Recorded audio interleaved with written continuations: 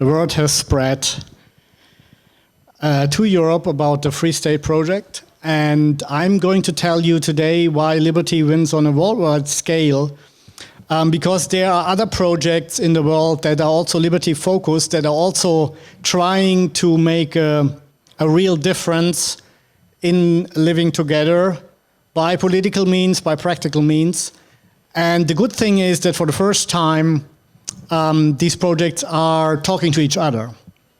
And we are a foundation called Free Cities Foundation, original from Liechtenstein, where we try to promote the idea that there is different forms of governance that enable greater human freedom, first and foremost. And we want to encourage people who try out different things when it comes to governance.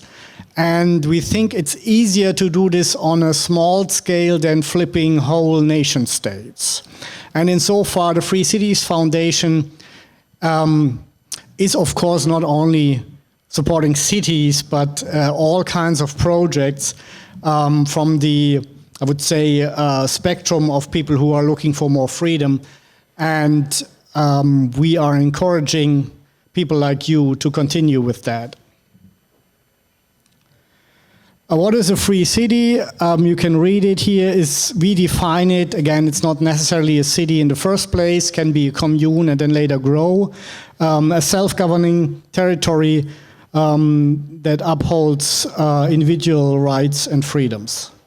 Important is self-governing territory, and I will tell you today how this works. First, by giving you our idea in a nutshell, and then by presenting examples for that. I'm a lawyer by education, but switched working as a lawyer 20 years ago, became an entrepreneur in the mining and oil and gas sector, and that was successful. And we also had projects in Midwest in the US.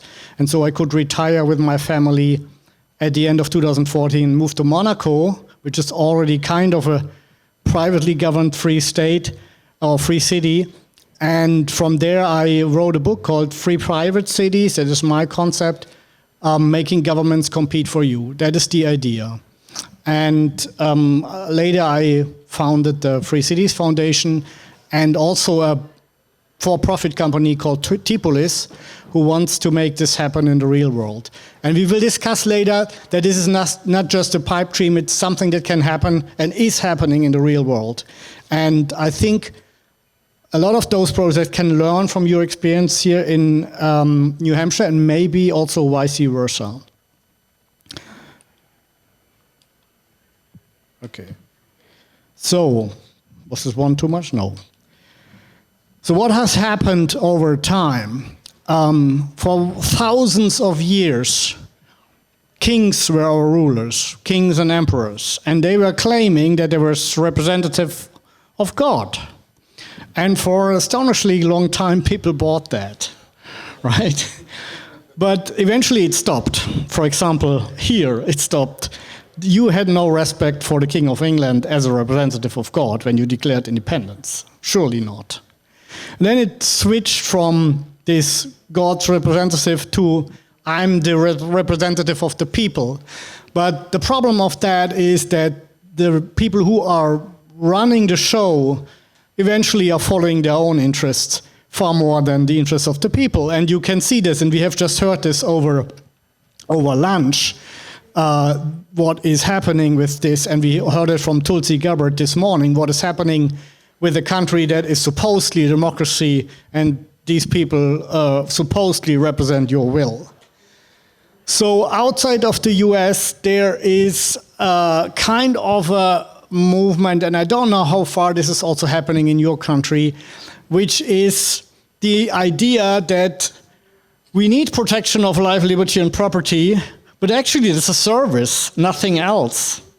This is not a demigod government, it's just a simple service. And if this is true, that We need protection of life, liberty, and property, and can take care for the rest of it by ourselves and our corporations, associations that we voluntarily enter into. Then the next idea is, well, if this is true, then you don't even need a state. A private company can offer those services, right?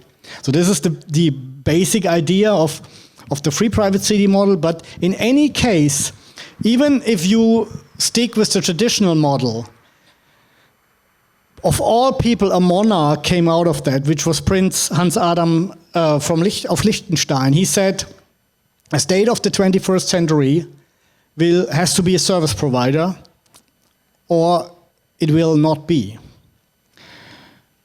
What we're having now is everything else than a service provider. It's an entity that is telling you what to say, what to think, what to buy, and the total opposite of a service provider. But this will not stay as it is. It will be replaced, and eventually people will just leave and go where they're treated better, where they are treated as customers. And that might be a strange idea, but I tell you an example from Monaco, where somebody who was new to Monaco from Austria, he told me the story that 4 weeks after he has arrived and got all the applications and approvals, he was invited to a party.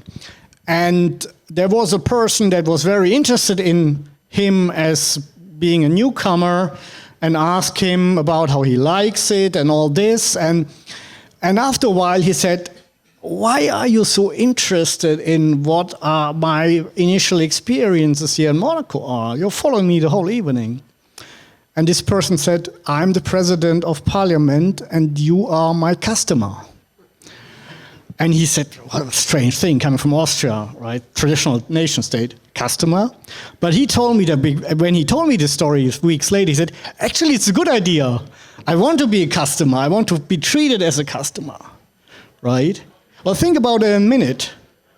Forget all what you have heard about government and we the people and representative things. At the end of the day, you need protection of life, liberty, and property. And that is a service. Nothing more, but nothing less. So my idea is based on that thought. It's called Free Private City. I have written a book on it, and some of you have the book. I had brought some earlier edition for free distribution here. So I call this a new product, and I consider what we're having here as a market of living together. And the Free State Project is one product in the market of the US of living together, and I think you have created a better product than the 49 other states, right? You can say, I don't consider this a product, but look through the eyes of a resident, of a customer, of a citizen. It says, okay, why I'm moving to New Hampshire? Well, because I have more freedoms here. That equals to because I'm treated better by the government. And exactly that is the idea, that we create a society that is based on voluntary consent. We have a citizen's contract instead of a constitution, which fulfills the same function in a way.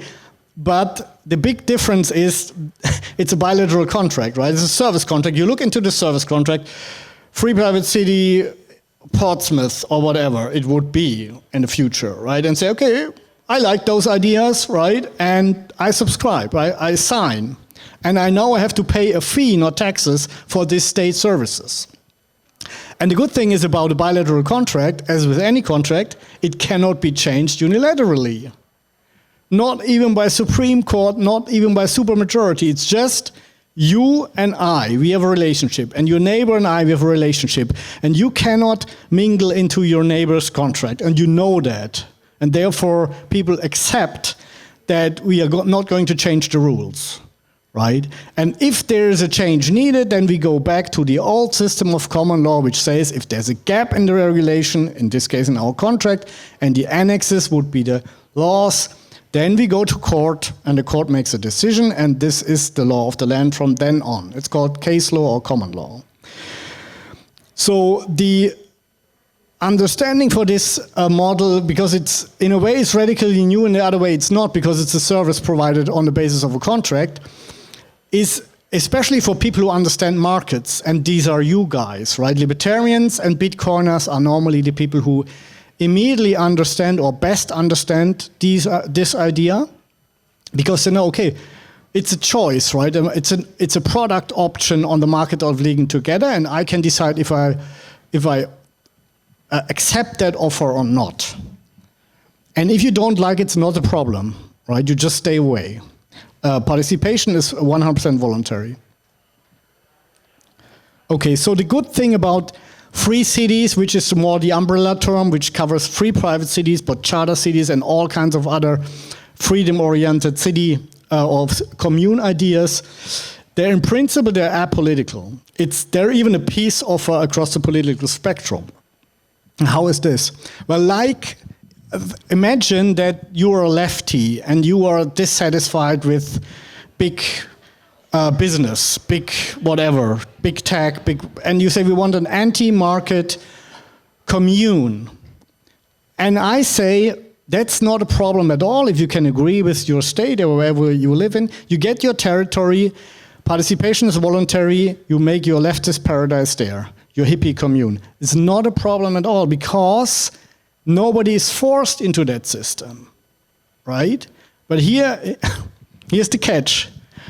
We want the same treatment, right? We want also, as libertarians, for example, we want to have the right to create our own free private cities, or you name it, free city, autonomous cities, and make our own rules there, right? And the rules are known in advance, participation is 100% voluntary, and then you can say, I come, or I don't, or I try it out, or I go rather to the hippie commune.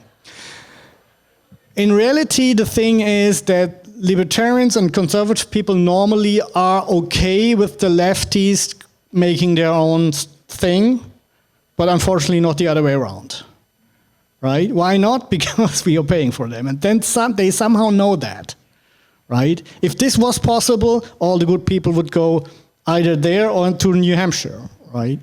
So, and that is the problem. And insofar, it's not so easy to get this done, but there is a chance, and it has to do with a total different area of the economy, which is special economic zones.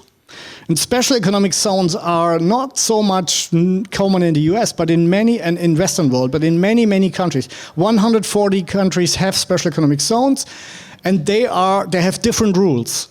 And this is going so far that some of them even have different court systems.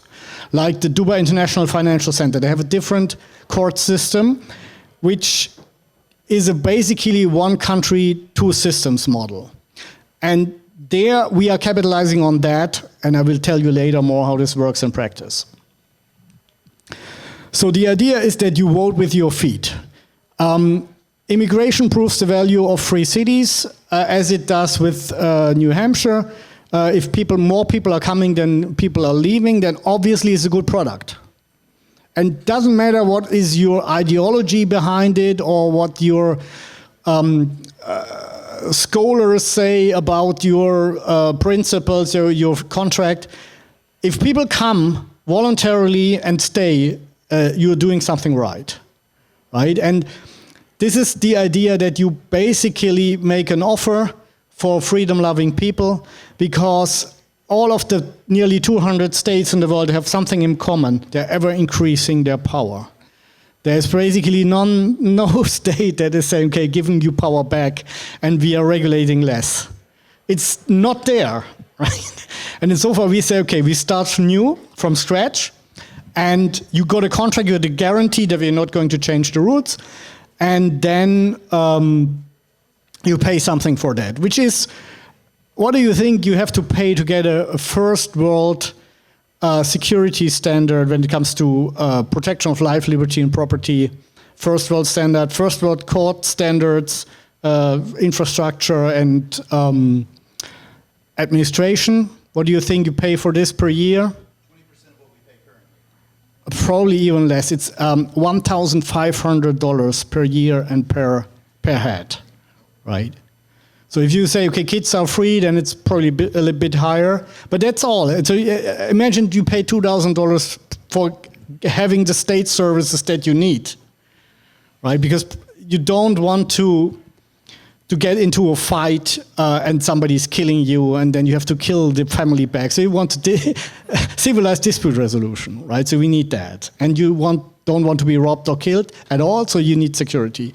And that is what also the classical liberal philosophers are saying. It's protection of life, liberty, and property is the only legitimate task of a state. Okay, and that is what we guarantee you, that you have to pay for that. You cannot vote this off. This is, you have to buy that if you like the model, but for everything else, you're on your own and you can associate freely. So, there is a free communities directory of people who like those ideas and want this to try out in the real world, and the Free State project is a bit a different project, but it's also on this communities directory. So if you're interested in look it up, then just go on the website free-communities.org and you can look it up, what's up. I will present you some of those models now. We're starting with the intentional communities. That's the easier stuff. It's just people coming together and starting their own thing based on common values. It's a bit like the hippies did in the 1960s, right? So the difference here is that the intentional communities we are talking about really want to increase freedom and want people to be left alone. And some of them have own rules, some have, or most of them, and also some municipal services are provided, but they have no legal autonomy. So one of them is Liberstad in Norway. That is an outspoken anarcho-capitalist community by these two Norwegian guys, and they are building their own homes. They have decided that they are kind of in the middle of nowhere. They have no formal autonomy, but they say, we just act as if the state was not existing. They create their own economy. It's small. They have about 20 residents. They have, I think, 35 pieces of land sold, even to some Americans, I heard. But they have now started to spread the word and go out, at least in Europe, and tell, okay, we need people to come. And Norway, as you know, is a first world country, very wealthy country. They have a lot of income from oil and gas in the North Sea, and we will see how this is playing out, because it's always a bit dangerous if you don't have legal autonomy. But this is just to show you that this is one of the initiatives that are out there. The other one is Montenegro. In Montenegro, interesting country. Montenegro has only become an own country in 2006. In the aftermath of the Yugoslavian civil war in the 1990s, there only Serbia and Montenegro remained as the rest of Yugoslavia. And even that disbanded in 2006 when the majority of Montenegrins decided to become independent. And there are less than 1 million. It's, I think, 600,000 people only living there. And now people from Russia, libertarians from Russia, have decided we copy the Free State Project New Hampshire. We all moved to Montenegro, and it's easy to get Montenegro citizenship within 2 or 3 years and start our project there. We are buying land, we're building our own houses, and they have, I can tell you, a really sophisticated crypto economy established, right? I mean, after all, Russians are good programmers, and you can see it in that project. And in the meantime, they have also attracted all kinds of other peoples from Europe, so it's not only Russians anymore. And it says they have more than 200 people here. I think it's even 300 in the meantime. So they are relatively fast growing, relatively interesting model. They really have bought a plot of land and said, within that land we make our own distribution of property according to tokenized real estate and whatever. So that is happening, and it has created some interest. And I think because Montenegro is really a beautiful place, it's on the Adriatic Sea, Mediterranean, just on the other side of the Adriatic Sea than Italy. And you might have heard about Liberland. That's also somehow related to former Yugoslavia. Between the is a border dispute between Croatia and Serbia, resulting from the war. It's still not resolved, but there is one area that is unclaimed by either country, and this is technically called the Terra Nullius. And one guy from Czech, Vít Jedlička, this is the guy who is taking the photo here, he's the president now of Liberland, he has claimed this land, which is only 8 square kilometers or something like that. So, and that was in 2015. And then the Croatians have said, okay, we do not claim that land, but we don't let you in. Right? We don't give an explanation for that, but we don't let you in. The Serbian side has said, you know, we don't take you seriously, but we don't care about the land. And now, in 2023, because a lot of things were happening, people were coming, even a prominent US sports person was coming and was beaten by the Croatian police, and he said, I was coming from Hungary, I didn't need this, we're within the Schengen area of the European Union, there was no need for me to make any border patrols, and they beat him, and that was really a PR disaster for the Croatian government. So they now are letting these people in. They were immediately starting constructing their huts, and then the Croatians think, oh, maybe it wasn't such a good idea. So they came in and destroyed all these huts, and now they're rebuilt again. So this is all about persistency. This is, people really say, legally we have to write for that because it's terra nullius. They have a constitution which is not so different from the US Constitution of 1776, and it is there, and they have thousands applications for citizenship. Yeah, so you can say there must be something. There's one. Yeah, there's one citizen of Liberland. Welcome here. Applause for pioneers. But even if you cannot get in, now you maybe can get in, but still there are some issues. It shows you that if 100,000 people apply for this new citizenship within Europe with more freedom, there must be something, right? There is a demand for something like that. And this is why the interesting thing now, all these 3 projects, thanks to the help of our foundation, are in contact with each other. And the newest idea is that they want to charter or buy a bus that is in summertime connecting those 3 projects, and people can travel to each other and bring stuff to each other. So, and that is why I'm here.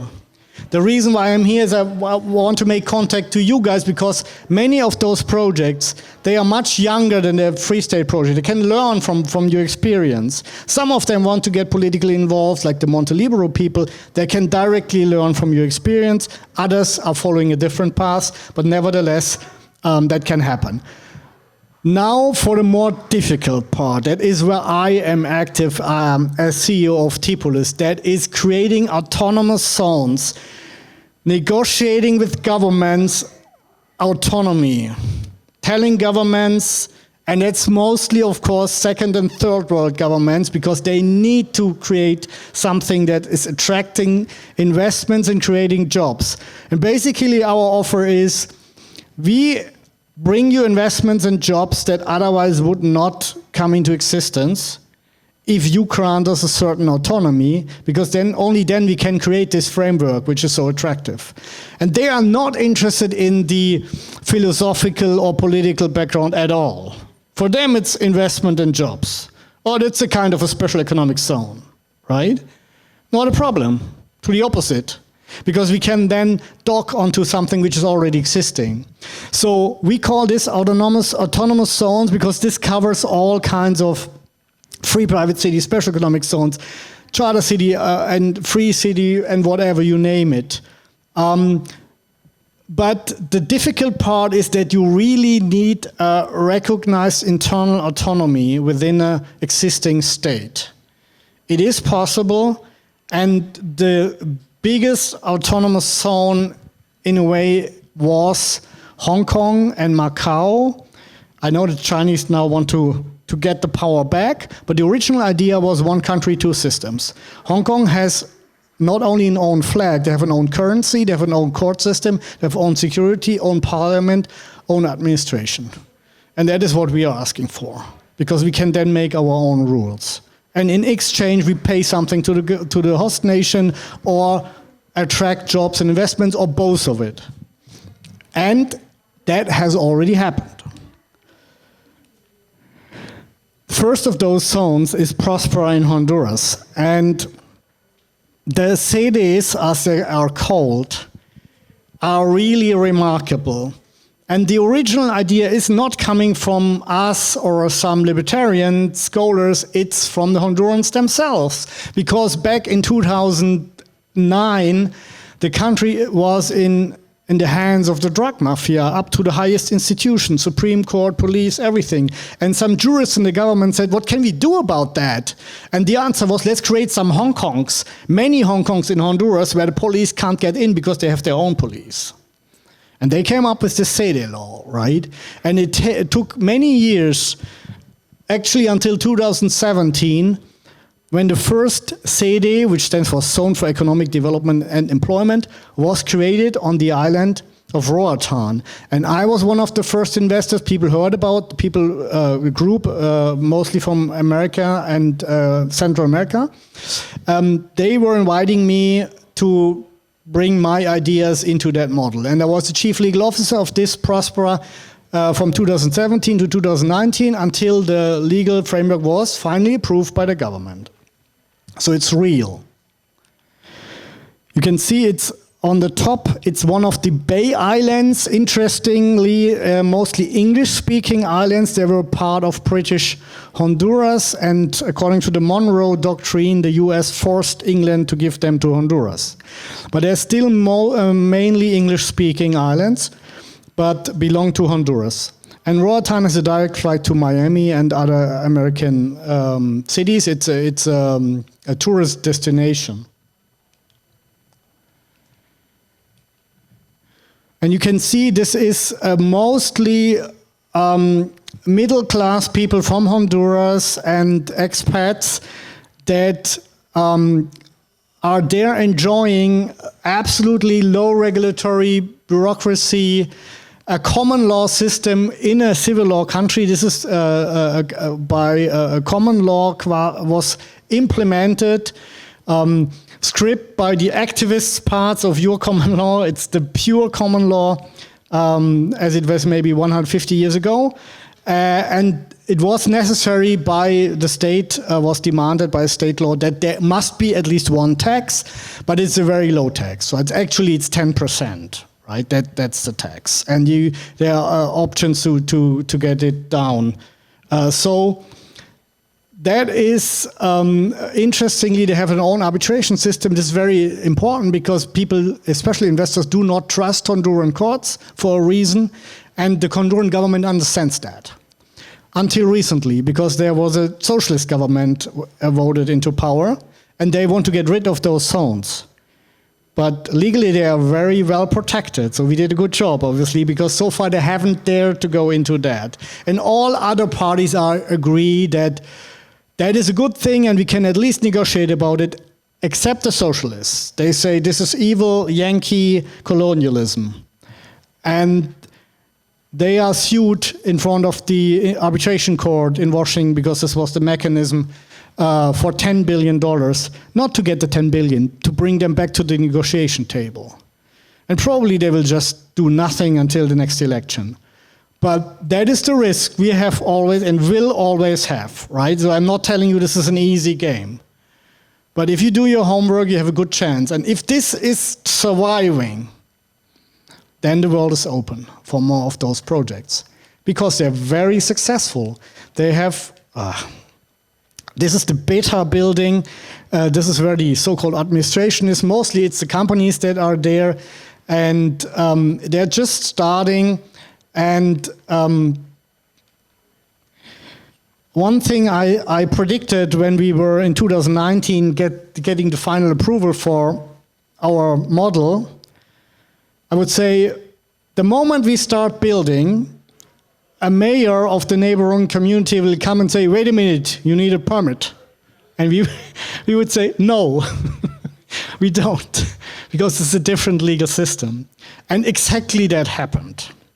This building is built on an island where normally you cannot build more than 5 stories high. And I told the government, if this is happening, you have to protect us. You have to tell them that, yes, mayor, these people have a different legal system than your municipality. And they did, they delivered. And so these, I think they're nearing completion now, these Duna residencies. And many people have, from Honduras and from other places, have bought condos in there. And the Honduran builder was saying this was spectacular. Within weeks, I got all my paperwork together and I could start working, right? And normally he says it took me 1 or 2 years to even start something, right? So you can see it's what we've heard yesterday from Brian Kaplan, right? Build, baby, build, and that's what we're doing. This is a competitive advantage of our zones.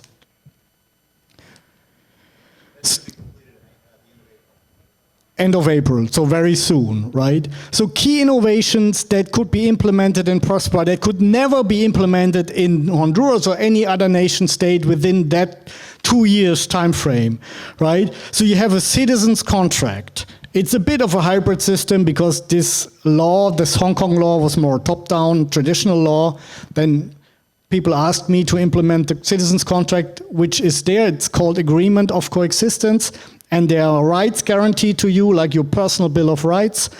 There's an e-residency program for people who just want to stay on the sidelines and wait what's happening and then become a full resident.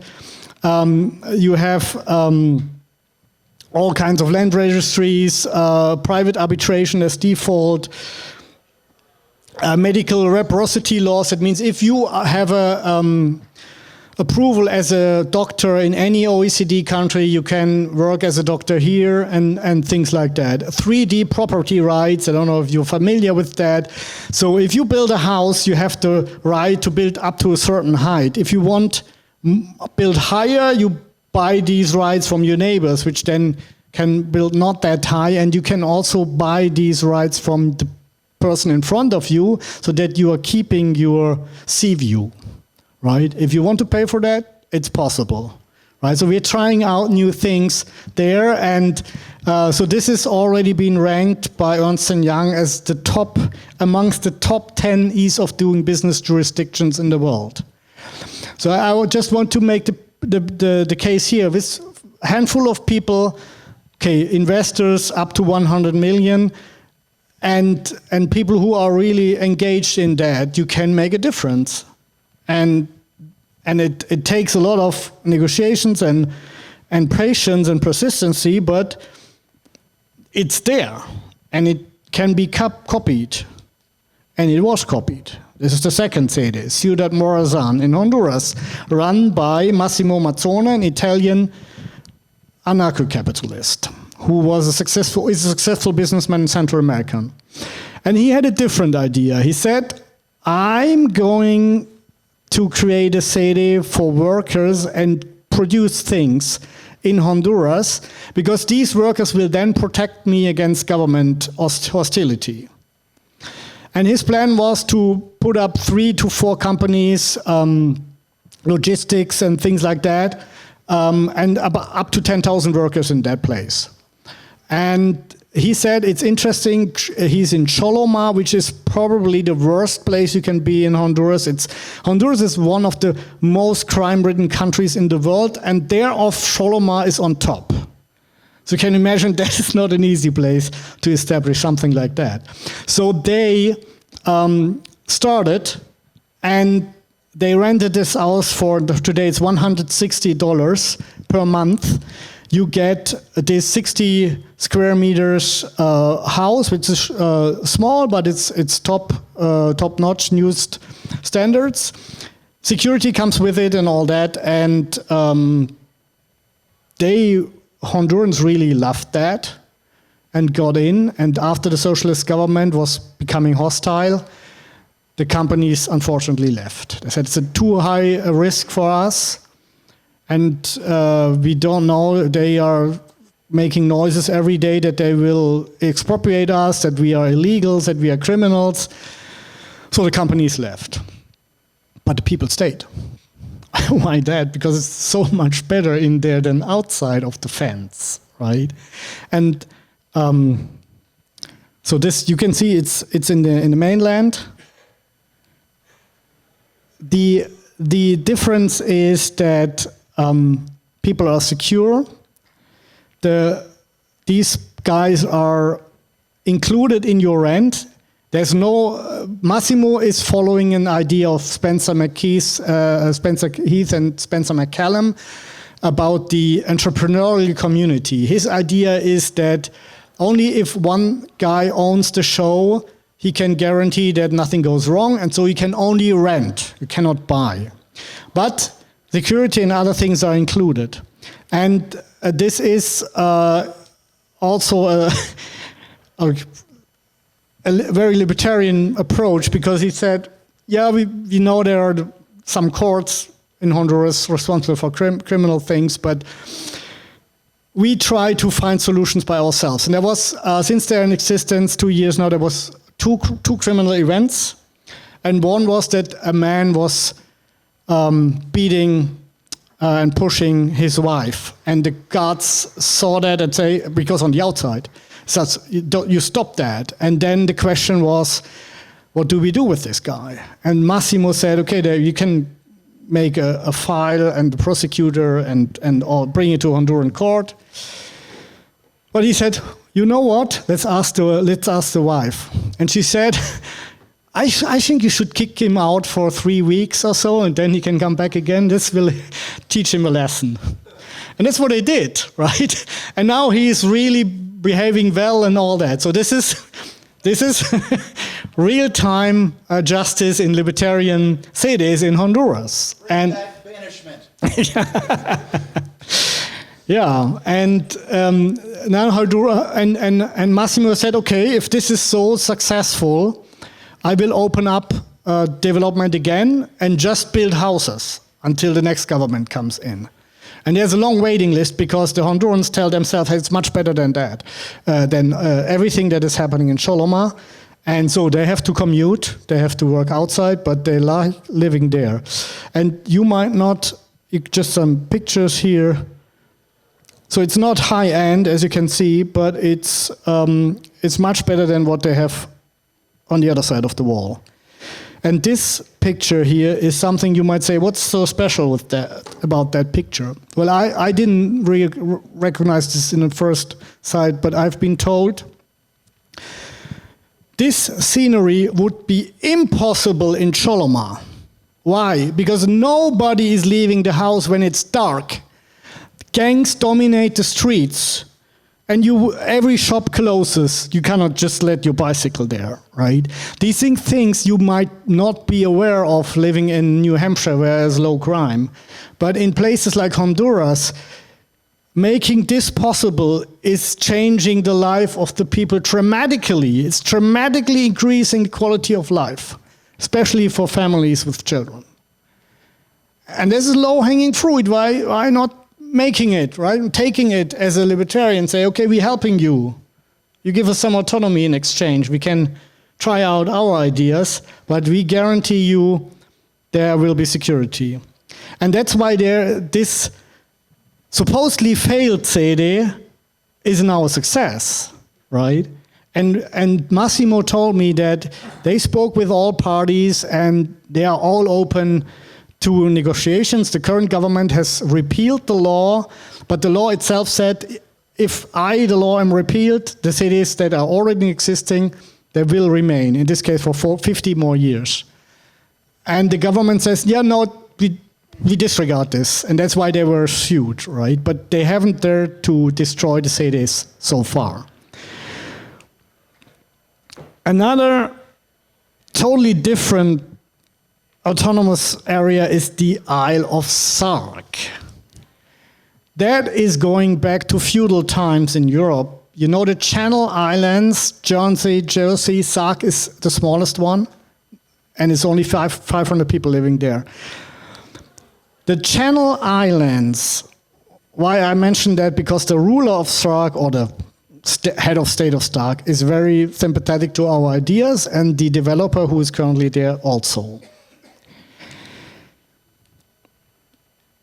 So this is basically a paradise, New Hampshire on steroids, from a bygone area. Maybe some of you know the Channel Islands are so-called crown dependencies. That means they're not part of the United Kingdom. They directly belong to the crown, to King Charles now. And King Charles has, it's called a Privy Council, where people are taking care of these crown dependencies. But they have a lot of contracts with the UK, so in practice they're subject to foreign policy and defense under the UK. But formally they are completely autonomous, independent entities. Only the king has some rights in a way that he can approve or disapprove to laws they have made. But so far that is not happening because they are respecting the will of the islanders. And they have only introduced democracy in, what do you think? What year? Guesses? 2008. Yeah. So the seigneur, unfortunately, in our case, because the seigneur is on our side, this is the name of the head of state, seigneur, a French word. So now you have he would be totally open to this private governance idea. But also know the chief police is the name of the parliament. With 500 people, you know that I would say 20 of them are the government.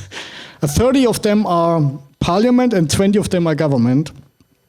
And they are it's a little bit too much for them to run the whole country, right? Because they have other jobs, and so they are open to that idea, or the serious people are open to the idea that delegating that administration to a private company, keeping our rights as the chief police. So for certain areas, we would need their consent. So these are the ideas. The first thing we have done is a small step is helping them create a land registry. They did not have a land registry until now. So how were you transferring property? I was asking. Well, we would just look. I think the border is there. Oh no, it's there. Okay, in the middle. And that's how property were transferred. Very difficult, no mortgages, and so far that is like Honduras security. This is a low-hanging fruit here, is getting them a good land registry, and so far, the other thing is that 500 people is not enough to really sustain such a community in the long run, and so they're very afraid that their island will die. And one of our supporters, long-year supporter, he's in the UK based, has made a real estate offer to nearly 1/3 of the island's property, which is either empty or in decay. And if he's successful with that, the idea is to increase the number of people from 500 to 1,500 over the years. And then it will not be a feudal Middle Ages place, but it will be then something which is you applying the ideas of liberty, of private governments, of legal security by a contractual system. That is the idea. So the message is, it's not only one project. There is momentum. All over the world, people are trying out new things. And we have a conference called Liberty in Our Lifetime, which is taking place every year in Prague, in the Czech Republic. Easy to reach, affordable, really nice city. And all these projects are coming together there and talking, telling other people, connecting with each other, exchanging experience. This is a picture from 2 years ago.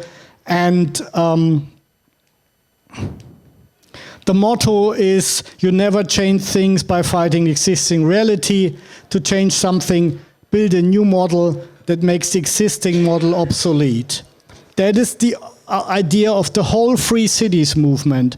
Not fighting the existing powers in B, make an arrangement with them and create own new entities.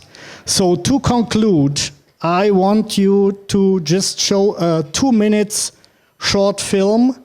Taylor, can you just, about last year's conference.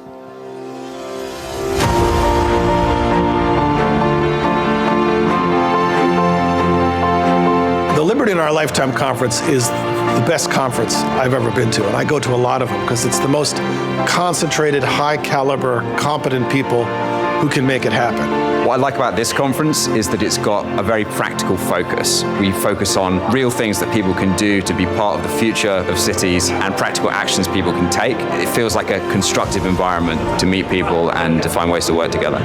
This is the only place where you can meet people with the same vision of building private, free places around the world where people can build together and they can get the libertarian ideas outside to the world. So I don't know any better place to really meet these people than Liberty in Our Lifetime conference. There's something special about the kind of person that wants to come to this event, that wants to come to these kinds of conferences. They really care about liberty. It's kind of tends to be their primary moral value.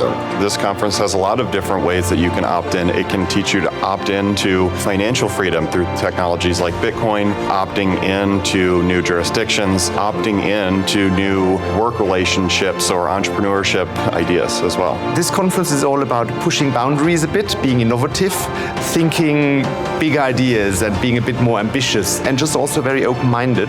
Once you come to this kind of conference, you feel that what you are doing, it matters at a global level. I love that the projects here are so varied, so you can really kind of see how you can get closer to freedom from different perspectives. There's nothing like the in real life event. To see someone, to embrace them, to hear the nonverbal communication that comes outside of a digital context is really key to creating connection between people. And this is what community is about. These events are critical to just liberty, pushing it forward and advancing it in our generation. But liberty is not about so much that you can do what you want, because we all want to cooperate and need some rules to cooperate. It's more that we are not forced to do what we don't want. That is the important thing. Or as Salman Rushdie puts it, freedom to reject is the only freedom.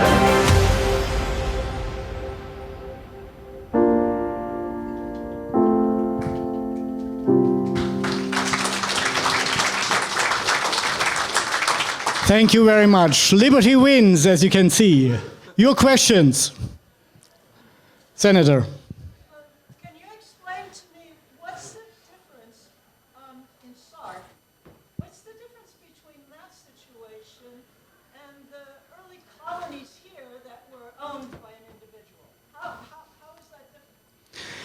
Yeah, they are not owned by an individual any longer. On paper, they were until 2008, but they found mechanisms to get along with that, and the owning individual was living on the island, right? Other than in your case, where it was an ocean away.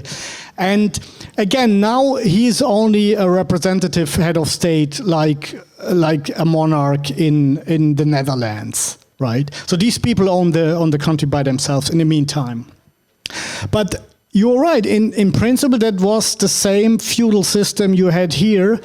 The difference was that you could confront the owner every day with your queries and your requests and your complaints. And people get along with that until 2008. It worked, and then by pressure, not from the island, but from England, they established a democracy.